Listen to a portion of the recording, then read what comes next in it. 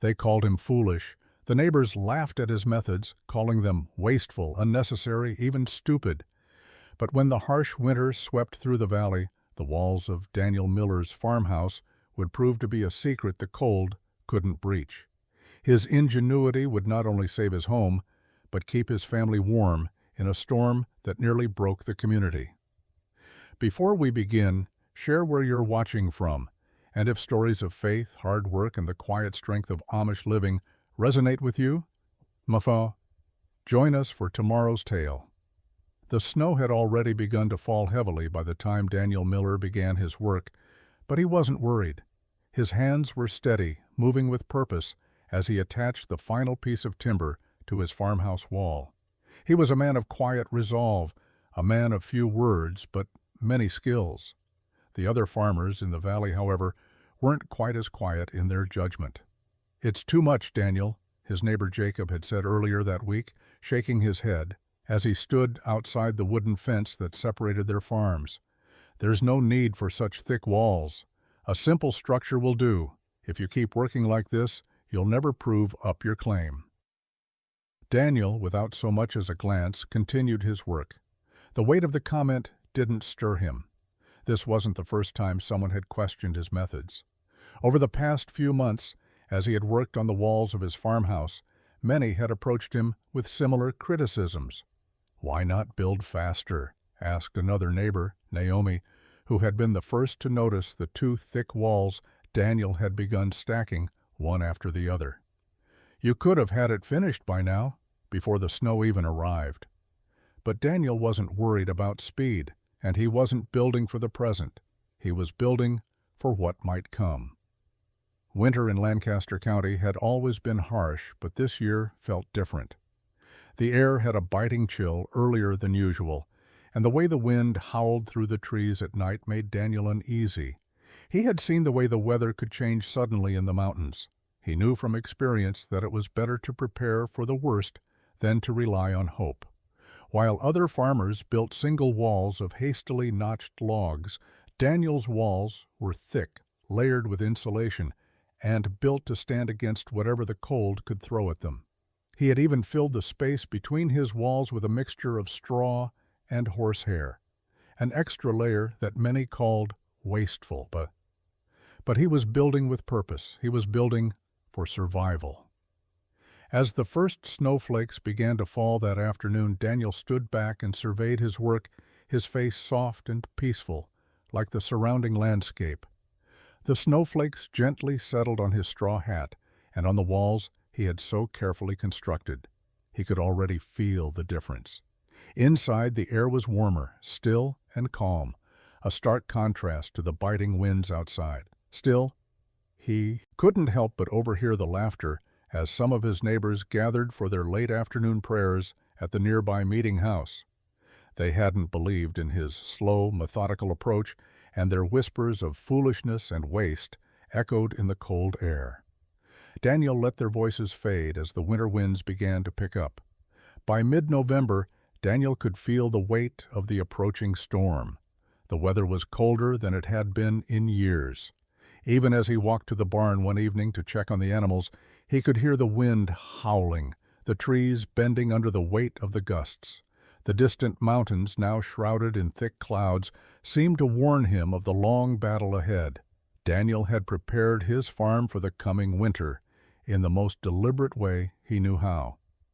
The hay was stacked high in the barn, the firewood chopped and neatly arranged, and the grain safely stored away for the cold months ahead. But it was the house that he had spent the most time on, and despite the mocking from his neighbors, he was confident in his work. That evening, as the sun dipped below the horizon, the wind began to shift. The air, once still, now carried the scent of snow and ice. The first snowstorm of the season arrived earlier than anyone had predicted. By nightfall, snow blanketed the ground, and the temperature plummeted to below freezing. Inside his farmhouse, Daniel's family gathered around the fireplace. His wife Miriam looked over at him with quiet admiration. "You've done well," she said softly, the flickering firelight catching her face. "I can already feel it." It's warmer in here than last year." Daniel nodded, a soft smile on his lips. He hadn't told her how much doubt had filled his heart when the work was slow, when his hands were blistered and aching from shaping the logs, when the mocking voices from the valley lingered in his mind. But tonight he knew he had done the right thing. As the storm raged outside, Daniel closed the door to the cabin. He sat beside his wife, their 2 children asleep on the other side of the room, and he allowed himself a moment of peace. The walls he had built, the walls others had laughed at, now stood firm against the storm. The cold could not reach them. But the next morning, when the storm had finally passed, Daniel would realize that this was only the beginning. His neighbors would soon see just how much he had prepared for, how much his patience and faith in his work would save them all. The snowdrifts outside had reached nearly 5 feet high, but within the warmth of his home, Daniel felt an unwavering sense of gratitude for the walls he had built, walls not just for survival, but for a greater purpose that had yet to unfold. The storm that had begun with a whisper on the wind had turned into a relentless howl by morning. When Daniel opened his door, the world outside had disappeared beneath an unbroken blanket of snow. The winds had piled the snow into drifts higher than his knees, and the path to the barn had been entirely obscured. Yet inside his home, the difference was palpable. The warmth, the stillness, the sense of security, all of it stood in stark contrast to the fury outside. Miriam was already up, lighting the stove and checking the pantry. The children were huddled near the fire, wrapped in blankets, their faces rosy from sleep. She looked up when she heard Daniel step into the room. "You're going out in this?" she asked, her voice full of concern. Daniel nodded, his face set in quiet determination. "I'll check on the animals. They'll need to be brought in closer. We won't be able to get to town for days. We'll need to be self-sufficient." Miriam didn't argue. She knew his resolve better than anyone, but the uncertainty in her eyes told him that even she wasn't fully prepared for what the storm might bring. As he stepped outside, Daniel was hit with the full force of the blizzard. The snowflakes stung his face, and the wind howled so fiercely that it seemed to whip through the layers of his clothes. But the cabin, with its thick walls and insulation, stood firm and undisturbed. He couldn't help but feel a sense of pride as he trudged through the deep snowdrifts, making his way to the barn. Inside the barn, the animals were restless, huddled together in the corner, their breath fogging the cold air. Daniel spent the next hour tending to them, ensuring the cows and horses were fed and had plenty of hay to last through the storm. As he worked, he couldn't help but notice how much warmer it was here as well. The wind, howling just outside, barely penetrated the thick wood of the barn walls. The sawdust and straw insulation he'd used in both the house and the barn had worked wonders. When he finished, Daniel stood for a moment, looking out at the white expanse that seemed to stretch endlessly. There was no sign of the other farms, just snow, wind, and the quiet hum of survival. He made his way back to the house, feeling the cold in his bones, but knowing it wasn't the same as last year. The thought of his neighbors crossed his mind. He had heard the mutterings of their doubt, but now, as the storm raged on, he wondered if they too would survive it. As the hours passed, the storm didn't relent. The wind shifted, battering the house and causing the snow to pile even higher. Miriam kept the fire stoked, and the children remained huddled near the hearth. For the first time, Daniel realized just how much the storm was affecting not only the land, but his sense of place within it. He wasn't just building for survival, he was preparing for something more. His cabin, with its layered walls, insulated roof, and tightly packed straw, was the embodiment of patience, foresight, and faith. He glanced over at Miriam, who smiled softly, though worry still lingered in her eyes. "We're safe," she whispered, her faith quietly mirrored by his own. And yet, as the storm continued, its furious assault, Daniel knew there was more to be done. More than just surviving, he was preparing to help others survive as well. The valley wasn't prepared for a storm like this, but Daniel had faith that his cabin could withstand it, just as he had faith in his community's strength. By the third day of the storm, the temperature had plunged to 20 below zero. The winds hadn't let up, and the snow continued to fall, covering the landscape in a thick, unbroken layer of white. Daniel had spent the last 2 days in the cabin, checking on the animals, ensuring the food stores were enough, and quietly wondering how long the storm would last. The wind shrieked through the cracks of the cabin, and the walls creaked under the pressure. But still, the inside of the house remained warm, comfortably so. The fire in the stove burned steadily, casting a warm glow across the room. Miriam busied herself with mending clothes, and the children were playing, their laughter a small but bright sound in the otherwise silent house.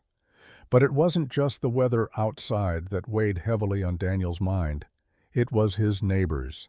He knew they were struggling. He could feel it in the air. The mocking words that had followed him all year, the whispers behind his back, now felt like a distant memory. What had seemed unnecessary in the spring, the double walls, the carefully packed straw insulation, the time spent ensuring every corner was sealed tight, was now a testament to foresight, to survival.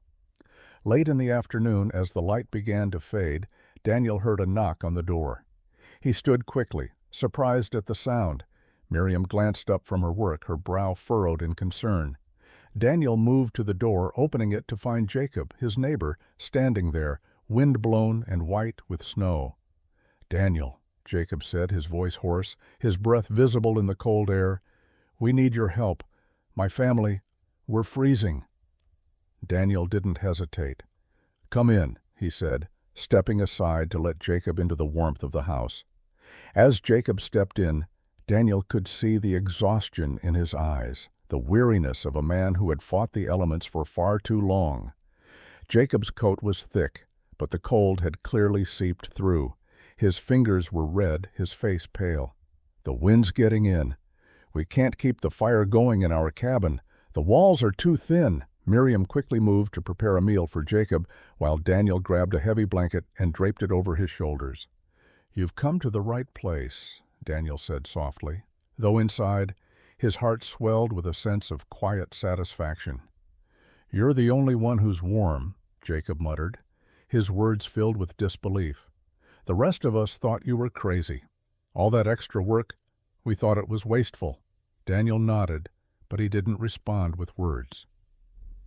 Instead, he glanced over at Miriam, who was gently warming up water for Jacob, and then turned to the door, where the storm still raged on. "It's not wasteful if it saves your life." Jacob stayed for the evening, and when he left the next morning, he took with him the warmth of Daniel's cabin, his gratitude silently burning brighter than the fire that had kept him safe. By then the storm had begun to subside, but its toll was already evident across the valley. Daniel's farm had withstood the storm.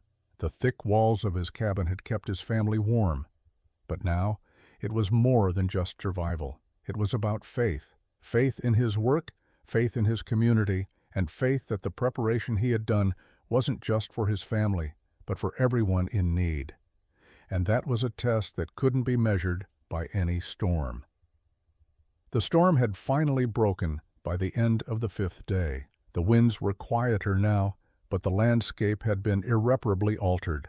Snowdrifts were piled high, and the earth beneath them had frozen solid.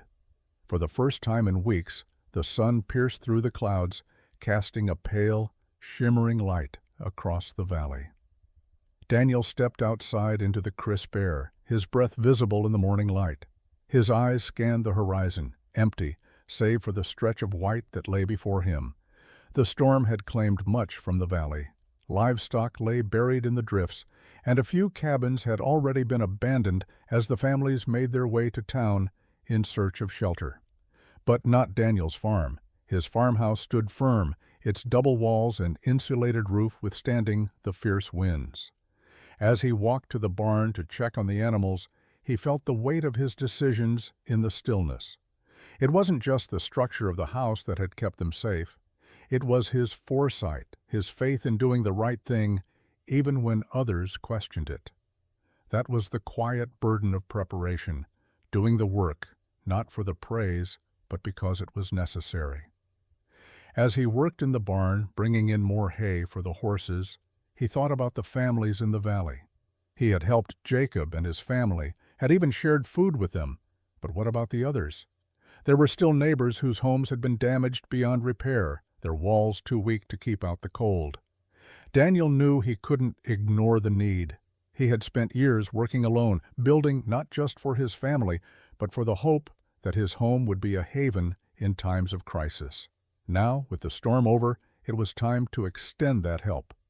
The thought of traveling through the deep snow to offer assistance was daunting, but it wasn't a question of if he would go. The other farmers may have doubted him in the past, but now they were in need. What good was all his preparation if it didn't serve a greater purpose? Daniel knew that a man's survival wasn't just about the walls of his house or the food he stored. It was about how he used those things to support his community. He grabbed his coat and made his way back to the house. Miriam was there, kneeling beside children, making sure their small hands were warm. When she saw Daniel, her face softened. "You're going out there, aren't you?" He nodded. "The neighbors will need help. We've got to get to them before the next storm hits." Miriam didn't hesitate. "I'll pack some food for the road and take the sled. There's enough space for more than just you." They worked together, preparing supplies. Miriam's quiet strength mirrored his own, and Daniel felt a deep sense of gratitude. Together, they had created more than a home. They had built a foundation of faith, one that could not be shaken by the storm or the mockery of others. As Daniel set out across the snowy fields, the thought of his neighbors filled his mind. Some had seen him as foolish, but now, as the valley began to thaw and people saw the strength of his home, the truth was clear. Preparation, humility, and community were the true measures of strength, and Daniel, in his quiet way, had understood that all along. By the time Daniel reached his nearest neighbor, William Crawford's farm, the snow had begun to settle. The wind was less fierce, but the damage done was undeniable. William's cabin, built hastily with thin walls and poor insulation, had been ravaged by the storm. The roof had sagged under the weight of the snow, and one of the walls had buckled, allowing cold air to rush inside. Daniel approached the cabin slowly, his sled heavy with supplies. He could hear the muffled sound of coughing inside, a sign that the illness Daniel had feared was starting to take hold. William's wife, Sarah, had been frail for weeks, and the cold had only worsened her condition. Daniel knocked gently on the door, and it creaked open to reveal a tired, worn-out face. William Crawford, once a man who had mocked Daniel's slow-building methods, now stood before him, his eyes clouded with exhaustion and regret. "Daniel," William said hoarsely, "I didn't know if we'd make it through another night." Daniel smiled softly, stepping inside to help Sarah to the fire. "You're not alone. I've brought food and blankets. You'll make it through." As he set to work, Daniel's thoughts lingered on the words William had spoken. "I didn't know if we'd make it." The storm had not just tested the homes and the land, it had tested the very heart of each person. Daniel's cabin had held, yes, but it wasn't just the walls that had protected him and his family. It was the strength of his faith, the quiet conviction that doing what was right, even when others didn't understand, was the key to survival. That evening, as Daniel and William worked together to reinforce the cabin, Daniel couldn't help but reflect on the journey that had brought him here. He had faced ridicule, doubt, and mockery. But now, standing in the warm glow of his neighbor's cabin, with the wind howling just outside, Daniel understood that his true work was not just about survival. It was about building something that lasted, building something that, in the end, would serve others. As he helped William stack firewood for the night, William spoke again, his voice quiet but sincere. "I was wrong, Daniel. I thought you were foolish, that you were wasting your time. But now I see.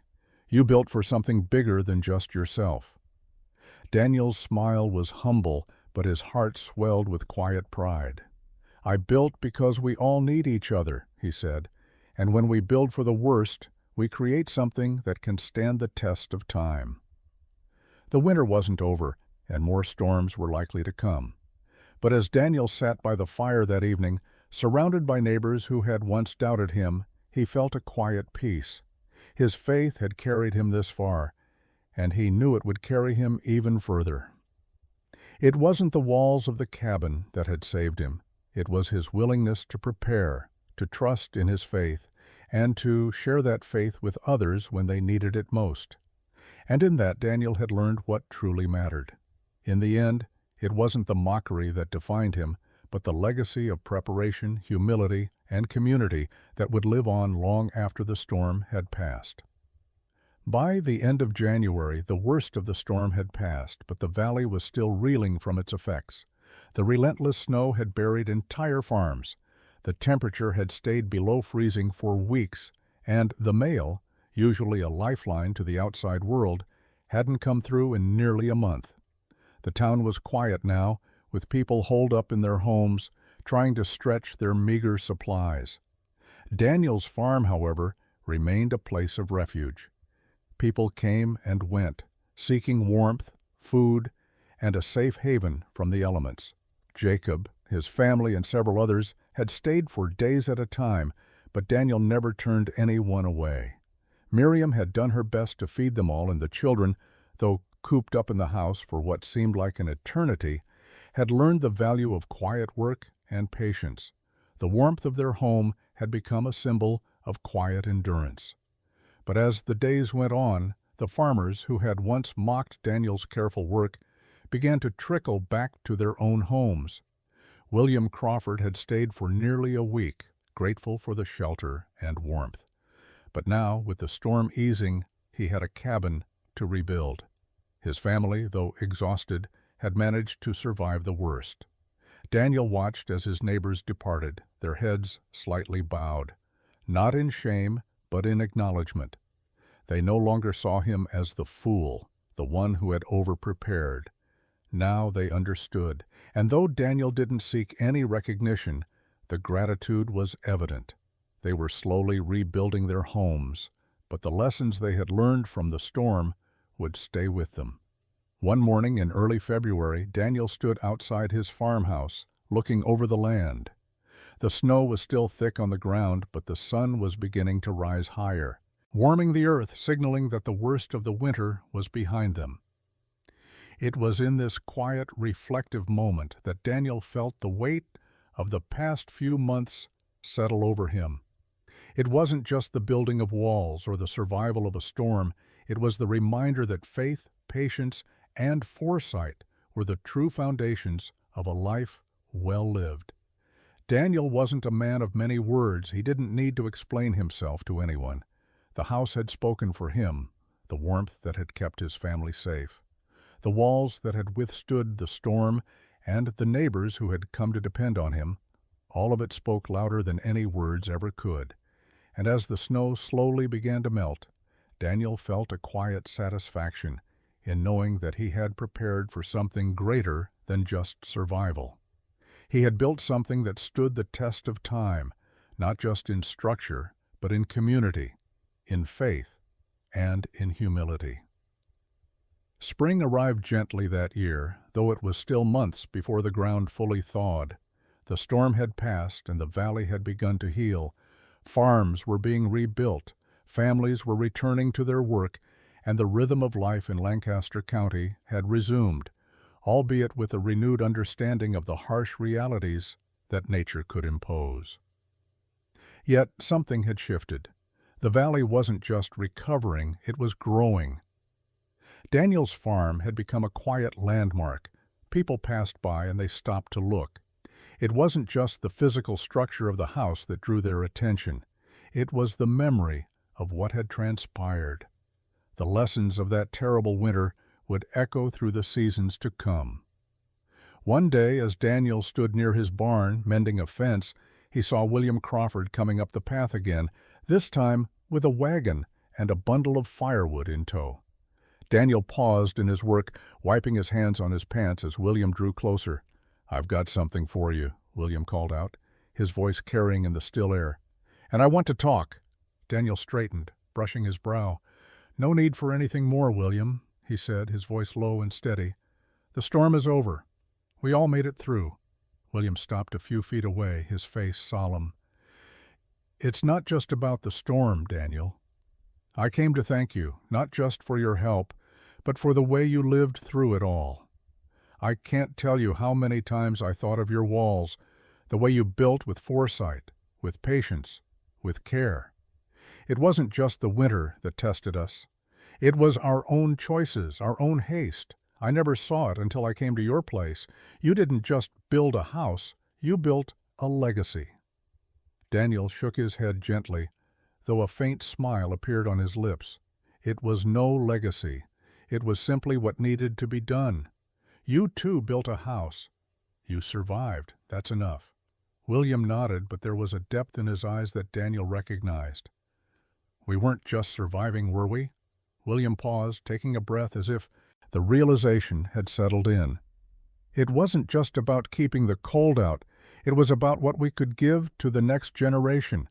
Our children, our neighbors, they'll need to understand what you've shown us. Patience, faith, the right way.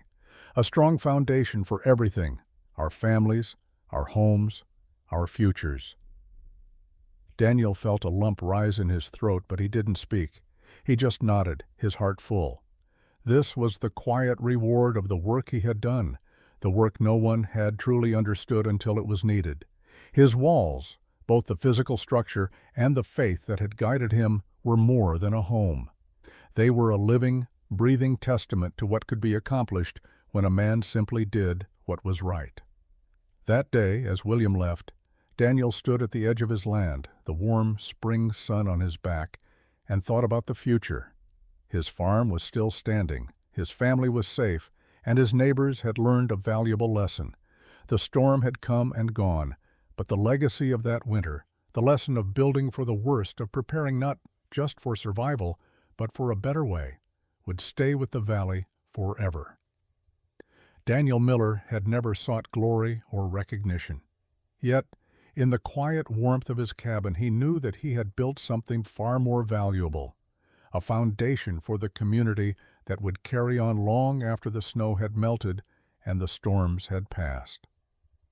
By late summer, the valley had returned to a familiar rhythm. The fields, once buried in snow, now flourished with crops and the quiet hum of daily life. Daniel Miller's farm stood as a quiet sentinel among the others, a symbol of perseverance in a world that was often too busy to notice the quiet strength of the land. The storm was a distant memory, but the lessons it had taught were still alive in the hearts of those who had experienced it. Daniel worked the land each day, tending to the crops, checking the fences, and quietly reflecting on the months that had passed.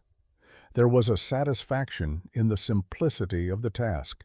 The earth, once frozen and unforgiving, was now rich and welcoming, and the work of the season seemed to mirror the work of his heart, steady, patient, and done with love. One afternoon, as he worked in the garden, his neighbor Jacob came by. There was something different in his walk, a quiet purposefulness. "Daniel," Jacob called out, his voice carrying on the breeze, "I've come to ask you something." Daniel paused, wiping his brow as he straightened up. "What is it, Jacob?" Jacob hesitated, his gaze wandering to the house. "I wanted to ask you to help me, not just with the crops or the fence, but something more, deeper. My wife, Lydia, has been struggling with the loss of our son. He passed away just after the storm cleared, and we've been struggling ever since. I don't know how to help her." Daniel's heart tightened. He had heard of the loss, but had not known the depth of their grief. "Grief has a way of quieting the heart," Daniel said gently, walking over to Jacob. "But it doesn't mean the love is gone. What's needed now is patience. In time, Lydia will find the peace she needs, but it'll take more than time. It will take grace." Jacob nodded slowly, tears welling in his eyes. "I didn't know who else to turn to, but your house, it wasn't just warmth that it gave us. It was the reminder that no matter how cold the storm, there's always light, always warmth when we share it." Daniel placed a hand on his shoulder. "The harvest comes, Jacob, not just from the fields, but from the heart. You've done the hardest part already, holding on. Now you just have to give yourself the grace to heal." As Jacob left, Daniel stood quietly, reflecting on the quiet harvest of humility, the kind that came not from reaping crops, but from tending to the hearts of others. Years passed quietly in the valley. The memory of the storm became woven into the fabric of the community's story, a tale passed down through generations. Daniel Miller's cabin, once seen as a foolish endeavor, became a symbol of strength, humility, and faith. Its walls, thick and steadfast, had not just withstood the cold, they had withstood the test of time. Daniel's children grew, each of them carrying with them the lessons of their father's quiet, patient example. They learned not just the art of farming, but the deeper work of living with intention. His eldest son, Thomas, had taken over much of the work on the farm, while his daughters helped Miriam with the household, instilling the same sense of community and service that Daniel had always lived by. One summer, as Daniel sat in his rocking chair on the porch, watching his family work the fields, he noticed a figure walking up the path. It was William Crawford, older now, his face grayer and his back bent from years of work. But his eyes, as always, were sharp with purpose. "Daniel," William called, tipping his hat as he reached the porch. "I've been meaning to come by for some time." Daniel stood slowly, a smile on his face. "William, what brings you here?" William paused, looking around at the farm, his gaze softening as he took in the sight. "I've heard the story of your cabin many times from many people, and I've come to tell you something."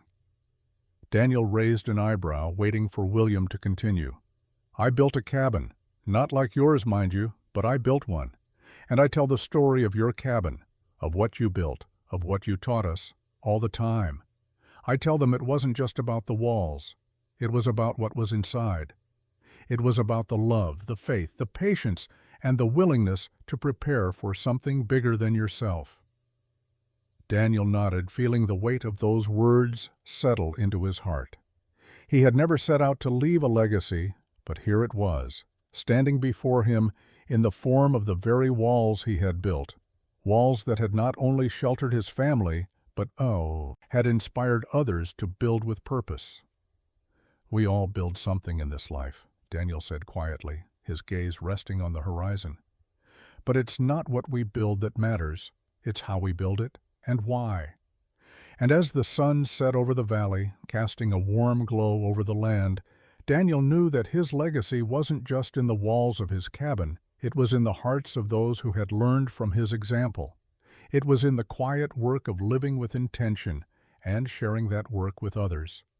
The storm had passed, but the lessons of that winter would remain, not just in the stories told, but in the lives they shaped and the love they built. The walls had stood not just against the cold, but against the test of time, and in them, Daniel had built more than a shelter. He had built a legacy,